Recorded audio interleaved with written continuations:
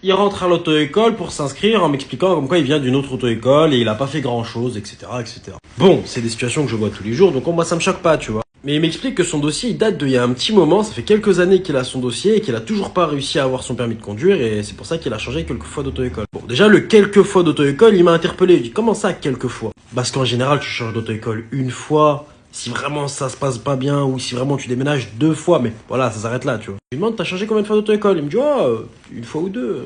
Ouais, on me la fait pas à moi, hein, l'air suspect, je l'ai capté direct, bref. Du coup, je fais le mec intéressé, je lui dis, ouais, vas-y, bah, tu sais quoi, donne-moi ton dossier, comme ça, je vais regarder. Sauf que sur les anciens dossiers, attends, je vais vous montrer direct, vous allez capter, regardez bien. Je vais vous ressortir des vieux dossiers, vous allez comprendre un peu la douille, en fait, regardez.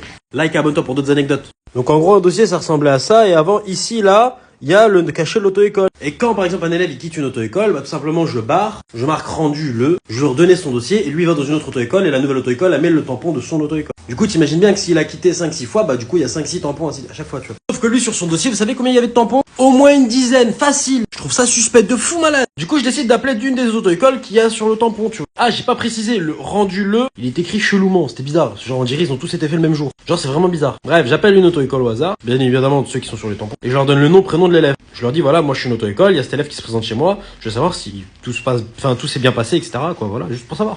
Il me dit, ah, vous l'avez? Elle me dit, attrapez-le, lâchez-le pas. Je lui dis pourquoi? Il a arnaqué en fait, toutes les auto-écoles qui étaient, il les a toutes arnaquées. En gros, je vous explique l'arnaque, il venait dans l'auto-école, il faisait semblant de s'inscrire, il faisait des leçons de conduite, il donnait uniquement un acompte 100 euros, et il faisait genre 15-20 heures de conduite. L'auto-école part sur la relation de confiance, tu vois. On te fait confiance et on te dit, de toute façon, il faut que tu payes tout avant l'examen, c'est tout. Sauf que lui, ce qu'il faisait, il faisait ses heures de conduite, et après il fuit, il disparaît, et il change d'auto-école. Et à chaque fois, il donnait un prétexte bidon pour récupérer son dossier, enfin, juste l'histoire de faire une photocopie, enfin, un truc comme ça, tu vois. Et à ce qui paraît, il leur a arnaqué 60 heures de conduite approximativement, juste comme ça. Du coup, je fais quoi?